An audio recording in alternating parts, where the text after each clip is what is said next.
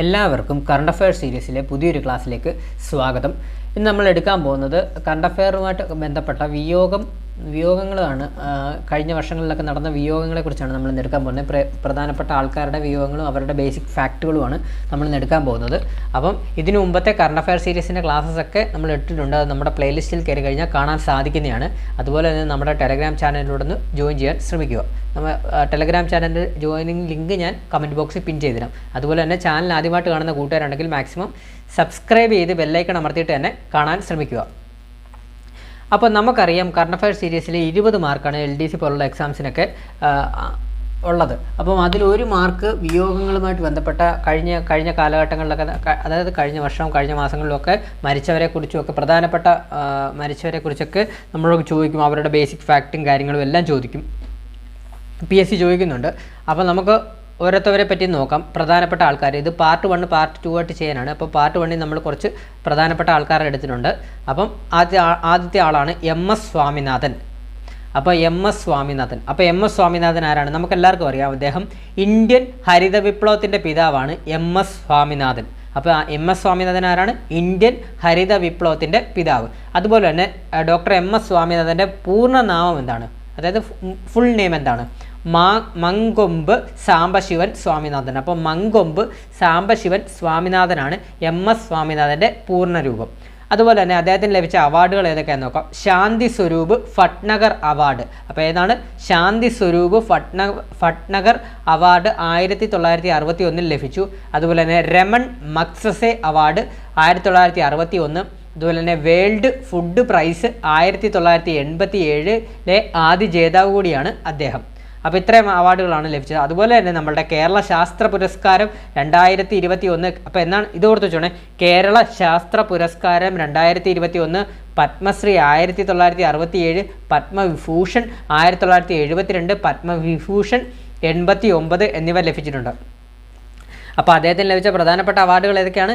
കേരള ശാസ്ത്ര പുരസ്കാരം 2021 ലഭിച്ചു, പത്മശ്രീ അവാർഡ് 1967 ലഭിച്ചു, അത് കഴിഞ്ഞ് പത്മഭൂഷൺ 1972 ലഭിച്ചു, അത് കഴിഞ്ഞ് പത്മവിഭൂഷൺ 1989 എന്ന് ലഭിച്ചു. അപ്പോൾ ഇത്രയുമാണ് അദ്ദേഹത്തിന് ലഭിച്ചിട്ടുള്ള അവാർഡുകൾ. അതുപോലെ തന്നെ ഭാരതരത്ന അവാർഡ് ഈയിടയ്ക്ക് അദ്ദേഹത്തിന് ലഭിച്ചു. അത് മരണാനന്തരമാണ്, മരിച്ചതിന് ശേഷമാണ്, മരണാനന്തരമാണ് ലഭിച്ചത്. അപ്പോൾ ഭാരതരത്ന, ഈ വട്ടത്തെ ഭാരതരത്ന അദ്ദേഹത്തിന് MS സ്വാമിനാഥന് ലഭിച്ചിരുന്നു, മരണാനന്തരമാണ് ലഭിച്ചത്. അപ്പം ഡോക്ടർ MS സ്വാമിനാഥനെ പറ്റി നമുക്ക് പഠിക്കേണ്ട ഇത്രയും പോയിന്റ്സാണ് നമ്മൾ പറഞ്ഞത്. അപ്പോൾ ഇത് മാക്സിമം നിങ്ങൾ പഠിച്ചു വെക്കുക. നമുക്ക് അടുത്ത ആൾ ആരെന്ന് നോക്കാം. കാരേക്കുടി മണി. അപ്പോൾ കാരേക്കുടി മണി ഈയിടയ്ക്ക് അന്തരിച്ച ഒരു പ്രധാനപ്പെട്ട മൃദംഗ വിദ്വാനാണ്. അപ്പം കാരേക്കുടി മണി ആരാണ്? മൃദംഗ വിദ്വാൻ. അപ്പോൾ ഇങ്ങനെയൊക്കെ പരീക്ഷയ്ക്ക് ചോദിക്കാം. അടുത്തിടെ അന്തരിച്ച കാരേക്കുടി മണി ഏത് കലാരൂപവുമായിട്ട് ബന്ധപ്പെട്ടിരിക്കുന്നു എന്നൊക്കെ ചോദിക്കാം. അപ്പം നമ്മൾ പറയണം മൃദംഗ വിദ്വാനായിരുന്നു കാരേക്കുടി മണി. അതുപോലെ തന്നെ കേന്ദ്ര സംഗീത നാടക അക്കാദമി പുരസ്കാരം 1998 ലഭിച്ചിട്ടുണ്ട്. അപ്പം കേന്ദ്ര സംഗീത നാടക അക്കാദമി പുരസ്കാരം 1998 ലഭിച്ചിട്ടുണ്ട് കാരേക്കുടി മണിക്ക്. അടുത്തത് TN പ്രകാശ്. അടുത്തത് ആരാണ്? TN പ്രകാശ് എന്ന് പറയുന്നത് സാഹിത്യകാരനാണ്. TN പ്രകാശ്. ചെറുകഥയ്ക്കുള്ള കേരള സാഹിത്യ അക്കാദമി പുരസ്കാരം ലഭിച്ചിട്ടുണ്ട് 2005 താപം എന്ന് പറഞ്ഞ ചെറുകഥയ്ക്കാണ്.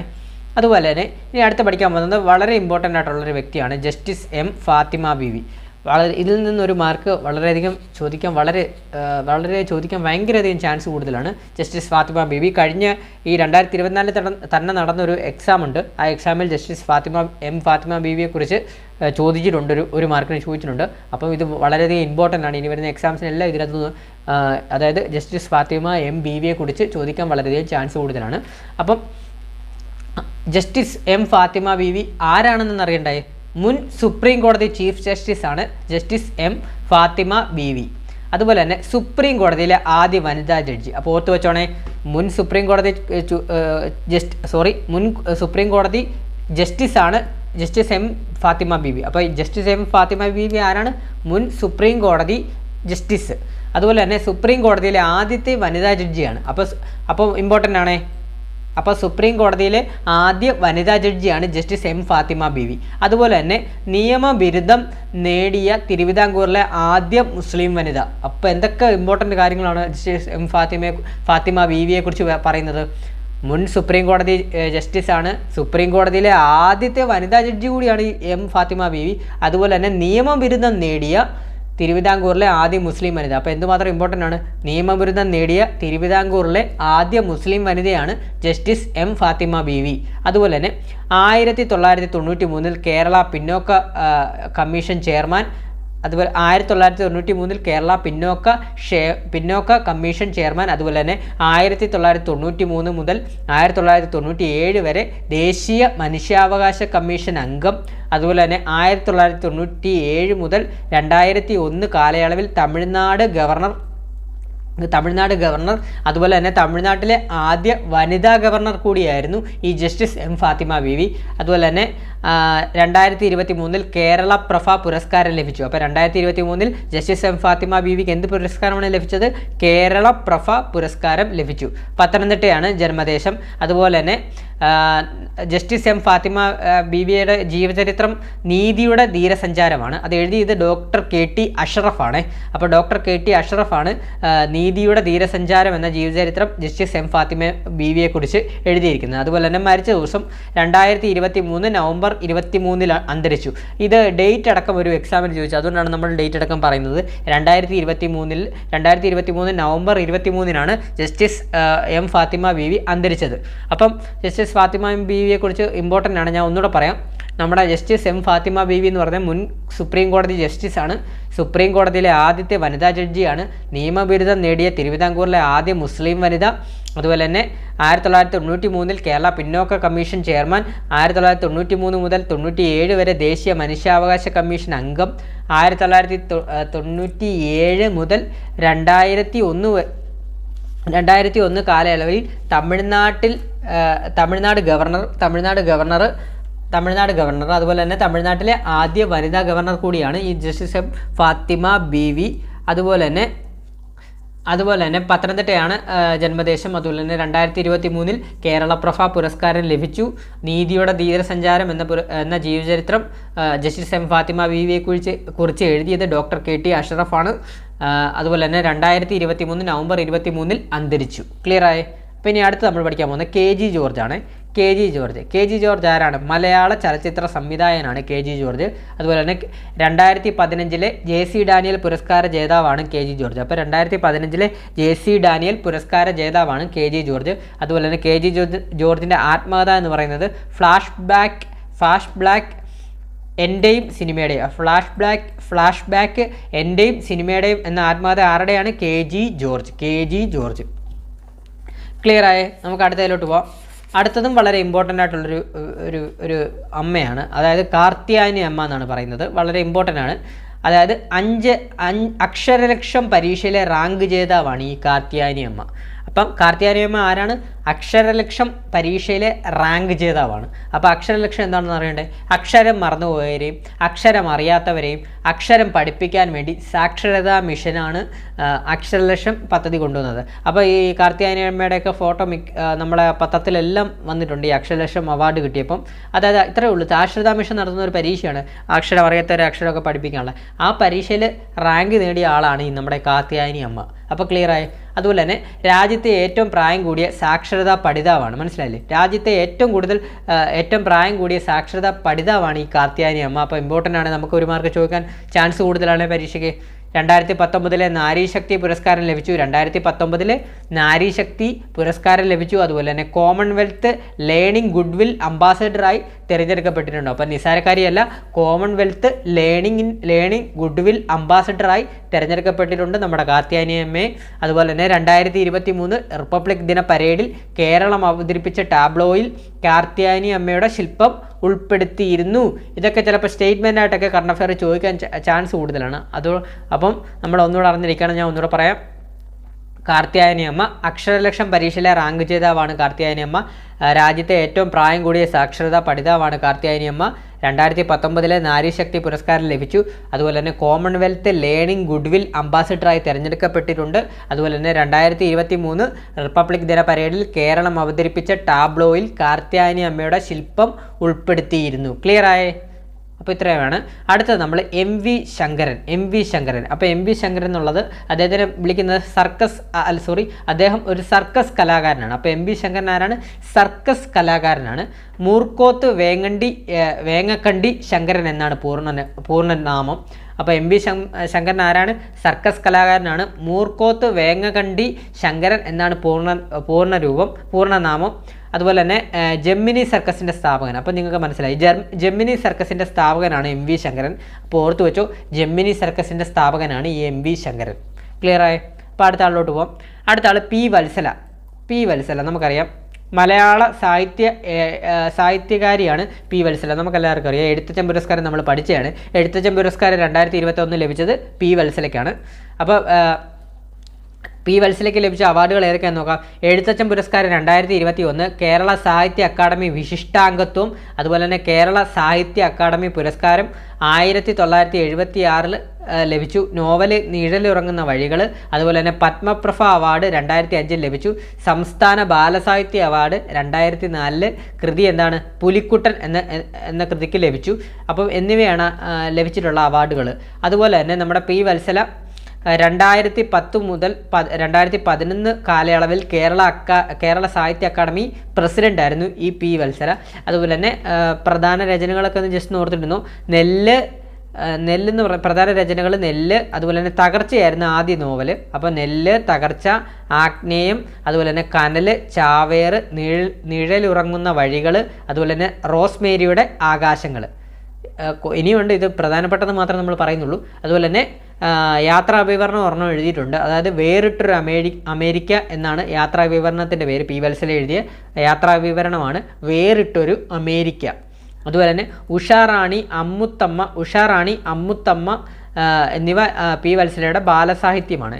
അപ്പോൾ ഇത്രയുമാണ് നമ്മൾ പി വത്സലയെ കുറിച്ച് പഠിക്കേണ്ടതായിട്ടുള്ള കാര്യങ്ങൾ. ഇനി നമുക്ക് അടുത്ത ആളെ നോക്കാം. അടുത്ത വിയോഗം സാറാ തോമസിൻ്റെയാണ്. സാറാ തോമസ് നമുക്കറിയാം, മലയാള നോവലിസ്റ്റാണ് സാറാ തോമസ്. പ്രധാന രചനകൾ എന്ന് പറയുന്നത് നാർമടി പുടവ 1979 കേരള സാഹിത്യ അക്കാദമി അവാർഡ് ലഭിച്ച കൃതിയാണ്. അതുപോലെ തന്നെ ജീവിതം എന്ന നദി ആദ്യ നോവൽ, അതുപോലെ തന്നെ മുറിപ്പാടുകൾ, അസ്തമയം എന്നീ നോവലുകളും എഴുതിയിട്ടുണ്ട് ഈ നമ്മുടെ സാറാ തോമസ്. അപ്പോൾ സാറാ തോമസുമായിട്ട് ബന്ധപ്പെട്ട് പഠിച്ചിരിക്കേണ്ട കാര്യങ്ങൾ ഇത്രയുമാണ്. അപ്പോൾ അടുത്ത ആളെ നോക്കാം. അടുത്ത ആൾ നമുക്കെല്ലാവർക്കും അറിയാവുന്ന ഒരാൾ ആണ്, ഉമ്മൻചാണ്ടിയാണ്. അപ്പം ഉമ്മൻചാണ്ടി ആരാണ്? കേരള മുൻ മുഖ്യമന്ത്രിയാണ് ഉമ്മൻചാണ്ടി. 5 പതിറ്റാണ്ടായി പുതുപ്പള്ളി നിയോജക മണ്ഡലത്തെ പ്രതിനിധീകരിച്ചു. അതായത് 12 തവണ MLA ആയിട്ട് ഉമ്മൻചാണ്ടി സാറ് പുതുപ്പള്ളി നിയോജക മണ്ഡലത്തിൽ നിന്ന് തിരഞ്ഞെടുക്കപ്പെട്ടിട്ടുണ്ട്. അപ്പോൾ എക്സാമിനൊക്കെ ഇന്നലെ ചോദിച്ച എക്സാമിനും അദ്ദേഹത്തിൻ്റെ ആത്മകഥയെക്കുറിച്ചാണ് ഇന്നലെ ചോദിച്ചൊരു എക്സാമിന്. അപ്പോൾ ഇന്നലെ ചോദിച്ചിട്ടുണ്ടെങ്കിൽ അപ്പം ഉമ്മൻചാണ്ടി സാറിനെ കുറിച്ച് ചോദിച്ച് തുടങ്ങിയിട്ടുണ്ട്. അപ്പം ഇനി വരുന്ന എക്സാംസിനെല്ലാം ഈ പോയിൻറ്റ്സുകളെല്ലാം ചോദിക്കാൻ ചാൻസ് കൂടുതലാണ്. അപ്പോൾ പഠിച്ചു വെച്ചോ. കേരളത്തിലെ മുൻ മുഖ്യമന്ത്രി ഉമ്മൻചാണ്ടി സാറാണ്. മുൻ മുഖ്യമന്ത്രിയാണ് ഉമ്മൻചാണ്ടി. അതുപോലെ തന്നെ 5 പതിറ്റാണ്ടായി പുതുപ്പള്ളി നിയോജക മണ്ഡലത്തെ പ്രതിനിധീകരിച്ചു. 12 തവണ MLA. അപ്പം ചോദിക്കാം, ഉമ്മൻചാണ്ടി ഏത് നിയോജക മണ്ഡലത്തെ പ്രതിനിധീകരിച്ചാണ് ജയിച്ചുകൊണ്ടിരുന്നതെന്നൊക്കെ ചോദിച്ചു. 12 തവണ ജയിച്ചുകൊണ്ടിരുന്നതെന്നൊക്കെ ചോദിക്കാം. അപ്പോൾ ഓർത്ത് വെച്ചാൽ പുതുപ്പള്ളി നിയോജക മണ്ഡലം. അതുപോലെ തന്നെ 2 തവണ മുഖ്യമന്ത്രിയായി. ഒന്ന് 2004, 2006 കാലഘട്ടത്തിൽ. അതുപോലെ തന്നെ രണ്ടാമത്തെ തവണ 2011 മുതൽ 2016 കാലഘട്ടത്തിൽ. അതുപോലെ തന്നെ ലോക സാമ്പത്തിക ഫോറത്തിൽ പങ്കെടുത്ത ഏക മലയാളി മുഖ്യമന്ത്രി ആരാണ്? ഉമ്മൻചാണ്ടിയാണ്. അപ്പം ലോക സാമ്പത്തിക ഫോറത്തിൽ പങ്കെടുത്ത ഏക മലയാളി മുഖ്യമന്ത്രിയാണ് ഉമ്മൻചാണ്ടി. 2006 ദാവോസിൽ വെച്ച്. അതുപോലെ തന്നെ മികച്ച പൊതുപ്രവർത്തനത്തിനുള്ള, അതായത് ജനസമ്പർക്ക പരിപാടിയൊക്കെ നമുക്കറിയാമല്ലോ, ആ ജനസമ്പർക്ക പരിപാടിക്ക് ഐക്യരാഷ്ട്ര സംഘടനയുടെ പുരസ്കാരം ലഭിച്ചു 2013. അതുപോലെ തന്നെ United Nations public service award ലഭിച്ചു 2013. അപ്പം ഇനി പറയുന്നതെല്ലാം ഇദ്ദേഹത്തെ പറ്റി ചോദിക്കാൻ ചാൻസ് കൂടുതലുള്ളതാണ്. അതായത് ഉമ്മൻചാണ്ടിയെക്കുറിച്ചുള്ള ഡോക്യുമെൻ്ററി ഏതാണ്? Touching the soul. ഇമ്പോർട്ടൻ്റ് ആണ്, ഇതൊക്കെ ചോദിക്കാൻ വളരെയധികം ചാൻസ് കൂടുതലാണ് പരീക്ഷയ്ക്ക്. ഉമ്മൻചാണ്ടിയെക്കുറിച്ചുള്ള ഡോക്യുമെൻ്ററി ഏതാണ്? Touching the soul. ഉമ്മൻചാണ്ടിയെക്കുറിച്ചുള്ള ഡോക്യുമെൻ്ററി ടച്ചിങ് ദ സോൾ. അതുപോലെ തന്നെ ഉമ്മൻചാണ്ടിയെക്കുറിച്ച് PT ചാക്കോ എഴുതിയ ജീവചരിത്രമാണ് തുറന്നിട്ട വാതിൽ. ഇത് ഇമ്പോർട്ടൻ്റ് ആണ്. ഉമ്മൻചാണ്ടിയെക്കുറിച്ച് PT ചാക്കോ എഴുതിയ ജീവചരിത്രമാണ് തുറന്നിട്ട വാതിൽ. അതുപോലെ തന്നെ ആത്മാതയാണ് കാലം സാക്ഷി. ഇന്നലത്തെ പരീക്ഷയ്ക്ക് ചോദിച്ചു, ഇനി ഇത് റിപ്പീറ്റ് അടിക്കും. അപ്പം നമുക്ക് ഉമ്മൻചാണ്ടി സാറിനെ കുറിച്ച് പഠിക്കാനുള്ളത് ഏറ്റവും ഇമ്പോർട്ടൻ്റ് ആയിട്ടുള്ള 3 പോയിൻ്റാണിത്. ഉമ്മൻചാണ്ടിയെക്കുറിച്ചുള്ള ഡോക്യുമെൻ്ററി ടച്ചിങ് ദ സോള്, ഉമ്മൻചാണ്ടിയെക്കുറിച്ച് PT ചാക്കോ എഴുതിയ ജീവചരിത്രം, തുറന്നിട്ട വാതിൽ, അടുത്തത് ആത്മകഥ എന്ന് പറയുന്നത്. ഉമ്മൻചാണ്ടിയുടെ ആത്മകഥ എന്താണ്? കാലം സാക്ഷി. അതുപോലെ തന്നെ ജസ്റ്റ് ഒന്ന് ഓർത്തിരുന്നാൽ മതി, ഉമ്മൻചാണ്ടിയുടെ പ്രധാന കൃതികൾ എന്ന് പറയുന്നത് ചങ്ങല ഒരുങ്ങുന്നു, കേരളത്തിൻ്റെ ഗുൽസാരി, പോരാട്ടത്തിൻ്റെ ദിനരാത്രങ്ങൾ, മറുപടി കിട്ടാത്ത കത്തുകൾ. ഇത്രയുമാണ് ഉമ്മൻചാണ്ടിയുടെ കൃതികൾ. ജസ്റ്റ് ഒന്ന് ഓർത്തിരുന്നാൽ മതി. അപ്പോൾ ഇത് 3 ചോദിക്കാൻ ചാൻസ് വളരെയധികം കൂടുതലേ. അപ്പോൾ ഇത് 3 മറക്കല്ലേ. അപ്പോൾ ഇത്രയുമാണ് നമ്മൾ വിയോഗങ്ങളുമായിട്ട് ബന്ധപ്പെട്ട പ്രധാനപ്പെട്ട വ്യക്തികളുടെ എടുത്തത്. അപ്പം ഇനി നമ്മൾ ഇനിയും കുറച്ച് പേരോടുണ്ട്. അപ്പോൾ നമ്മൾ അത് അടുത്ത ക്ലാസ്സിലായിട്ട് അത് ഇടുന്നതാണ്.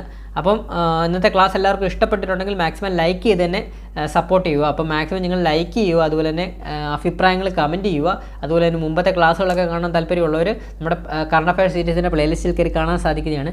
അതുപോലെ തന്നെ സുപ്രധാന നിയമത്തിൻ്റെ വിവരാവകാശ നിയമവും അതുപോലെ തന്നെ ഉപഭോക്തൃ സംരക്ഷണ നിയമവും നമ്മൾ എടുത്തിട്ടുണ്ട്. മാക്സിമം അതോടെ എല്ലാവരും ഒന്ന് പോയി കാണുക.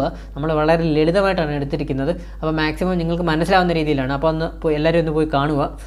LDC ഒക്കെ പ്രിപ്പയർ ചെയ്യുന്നവർ, അതുപോലെ തന്നെ ചാനൽ ആദ്യമായിട്ട് കാണുന്ന കൂട്ടുകാരുണ്ടെങ്കിൽ മാക്സിമം സബ്സ്ക്രൈബ് ചെയ്ത് ബെല്ലൈക്കൺ അമർത്തിയിട്ട് തന്നെ കാണാൻ ശ്രമിക്കുക. അപ്പോൾ വീഡിയോ ഇഷ്ടപ്പെട്ടാൽ ലൈക്ക് ചെയ്യുക, അഭിപ്രായങ്ങൾ കമൻറ്റ് ചെയ്യുക, സബ്സ്ക്രൈബ് ചെയ്യുക പുതിയ ആൾക്കാരുണ്ടെങ്കിൽ. അതുപോലെ തന്നെ വീഡിയോ ബാക്കിയുള്ളവർക്ക് കൂടി ഷെയർ ചെയ്ത് കൊടുക്കുക. അപ്പോൾ പുതിയൊരു വീഡിയോ ആയിട്ട് ഉടനെ തന്നെ വരുന്നതാണ്. അതുപോലെ തന്നെ നമ്മുടെ ടെലഗ്രാം ചാനലിൻ്റെ ജോയിനിങ് ലിങ്ക് ഞാൻ കമൻറ്റ് ബോക്സിൽ പിൻ ചെയ്തിടാം. മാക്സിമം നിങ്ങൾ ടെലഗ്രാം ചാനലിലൂടെ ജോയിൻ ചെയ്യുക. Thank you all.